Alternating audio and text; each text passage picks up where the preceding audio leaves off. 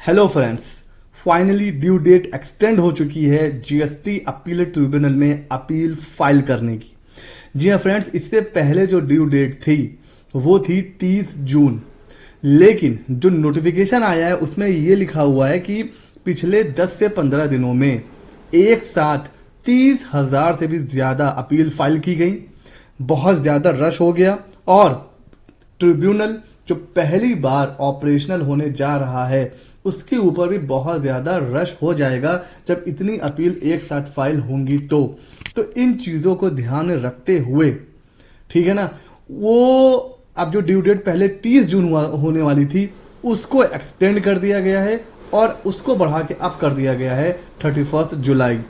तो जिन लोगों की अपील अपीलेट ट्रिब्यूनल में पेंडिंग थी उनके लिए ये बहुत ही बड़ी रिलीफ है और बहुत बड़ी अपॉर्चुनिटी भी है कि अब उनके पास एक महीना और है, वो अपनी अपील फाइल कर सकते हैं। हमें पता है कि जब से जीएसटी बना है पहली बार जीएसटी का अपीलेट ट्रिब्यूनल जो है वो ऑपरेशन होने जा रहा है। देखिए होता क्या है, सबसे पहले तो जो फर्स्ट अपील होती है, जो फर्स्ट ऑर्डर होता है वो पास होता है। जैसे जीएसटी कैंसिल हो गया या कोई डिमांड ऑर्डर आ गया, फिर जो हमें लगता है कि नहीं ये ऑर्डर सही नहीं है तो हम उसके अगेंस्ट में अपील फाइल कर देते हैं।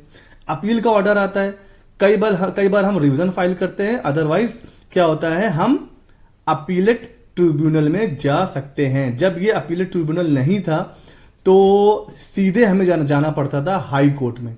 मतलब फर्स्ट अपील अगर आपके फेवर में नहीं आया तो आप सीधे हाई कोर्ट जाते थे और बड़ी प्रैक्टिकल प्रॉब्लम्स आती थी। तो अब अपीलेट ट्रिब्यूनल जो है वो आ चुका है। तो फर्स्ट टाइम फाइलिंग हो रही थी, फर्स्ट टाइम फाइलिंग की जो ड्यू डेट थी वो 30 जून थी, उसको बढ़ा के कर दिया गया है 31 जुलाई। कौन कौन अपील फाइल कर सकता है? तो वो पर्सन जो किसी ऑर्डर से अग्रीव्ड पर्सन है वो फाइल कर सकता है, डिपार्टमेंट भी जा सकता है ऑर्डर के अगेंस्ट में, और कोई अगर अपोजिट पार्टी है तो वो भी जा सकते हैं अपीलेट ट्रिब्यूनल में। अच्छा सर, इसकी क्या ड्यू डेट क्या होती है? तो देखिए, जब आपको पहली बार ऑर्डर मिला, ठीक है, वहां से 3 मंथ्स, 3 महीने के अंदर आप जा सकते हो, अपील फाइल कर सकते हो। और अगर डिपार्टमेंट को फाइल करना है अपील तो उसके लिए होता है 6 मंथ। अपोजिट पार्टी के लिए 45 डेज होता है। अब लेट सपोज आपको अपील का ऑर्डर मिल गया, आप नाखुश हैं, 3 महीने भी निकल गए, तो आपको फर्दर 3 मंथ्स और मिल जाएंगे फाइल करने के लिए। लेकिन आपके पास सफिशिएंट कॉज होना चाहिए, कोई मेडिकल इमरजेंसी, कोई ऐसी प्रॉब्लम जो आप अवॉइड नहीं कर सकते हैं, अनअवॉइडेबल सर्कमस्टांसेस। उस केस में आपको फर्दर 3 मंथ्स का पीरियड और मिल जाता है अपील फाइल करने के लिए। और वही क्रॉस ऑब्जेक्शन के केस में आपको फर्दर 45 डेज का टाइम मिलता है। ठीक है, तो वैसे जो होती है टाइम लिमिट वो 3 मंथ्स की होती है, बट अगर आप भाई 3 महीने में नहीं फाइल कर पाए, कुछ भी प्रॉब्लम्स हो गई, तो आपको फर्दर और 3 महीने का टाइम मिल जाता है। लेकिन क्योंकि अपीलेट ट्रिब्यूनल पहली बार हो रहा है, पहली बार ऑपरेशनल हो रहा है, तो जो पहले के ऑर्डर पास हो चुके हैं उनका क्या? उनके केस में यह कहा गया था कि अगर आपका ऑर्डर 1 अप्रैल 2026 से पहले फाइल हुआ है, कभी भी फाइल हुआ है, 17 से लेकर 1 अप्रैल 2026 से पहले आपका ऑर्डर अगर पास हुआ है, कम्युनिकेट हुआ है, तो आप अपीलेट ट्रिब्यूनल में जा सकते हैं। पहले 30 जून डेट थी, अभी आप 31 जुलाई तक जा सकते हैं।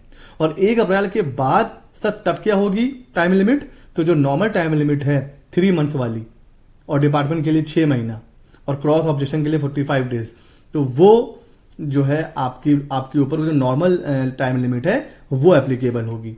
लेकिन अगर आपका ऑर्डर 1 अप्रैल से पहले पास हुआ है तो फिर आपके पास टाइम है 31 जुलाई तक का। और सिर्फ आप ऐसा नहीं कि आप अपीलेट ट्रिब्यूनल में जाओगे, मुंह उठा के चले गए। इससे तो क्या होगा कि जो इंसान होगा, जो भी होगा, जिसको जरा सा भी कोई चीज समझ में नहीं आएगी, वो सीधे अपीलेट ट्रिब्यूनल में पहुंच जाएगा। तो यहां पर यह कहा गया कि भाई जो अमाउंट आप एग्री कर रहे हो पहले वो पूरा पे करो, और फिर जो डिस्प्यूटेड अमाउंट है उसका 10% डिपॉजिट करो, और फिर आओ अपीलेट ट्रिब्यूनल का दरवाजा खटखटाओ। फिर हम देखेंगे कि अपील एक्सेप्ट करनी है कि नहीं करनी है। तो टोटल 20% हो गया। 10% जो फर्स्ट अपील होती है वो, और 10% ये जो अपीलेट ट्रिब्यूनल में आप जाओगे उसका। तो आपको प्री डिपॉजिट करना पड़ेगा, तब जाके आपकी अपील एक्सेप्ट होगी। तो सर अपील फाइल करने से पहले हमारे पास क्या क्या डॉक्यूमेंट्स होने चाहिए? तो एक तो आपके पास ऑर्डर होना चाहिए जिसके अगेंस्ट में आपको अपील फाइल करनी है। उसके अलावा कोई डिमांड ऑर्डर है या कोई डिमांड है, कोई आपने डिमांड पे करी है, प्री डिपॉजिट का प्रूफ वो आपके पास होना चाहिए। आपके पास नोटिस, उसका जो ऑर्डर पास हुआ है उसके स्टेटमेंट ऑफ फैक्ट्स होने चाहिए, ग्राउंड ऑफ अपील और जो एविडेंस है आपके सपोर्ट में वो आपके पास होना चाहिए। आपके पास वकालतनामा ऑथराइजेशन होना चाहिए अपने क्लाइंट का। प्रॉपर कंप्यूटेशन होना चाहिए, कितना टैक्स आप जमा कर रहे हो, कितना डिस्प्यूटेड टैक्स है, पूरा लेजर, पूरा ब्रेकअप होना चाहिए। और नॉर्मल चीजें, क्लाइंट की DSC, login, ID password, attachment, ये सारी चीजें। तब आप फाइल करने के लिए बैठिए अपनी अपील की जो प्रोसेस है, तभी आप स्टार्ट करिए।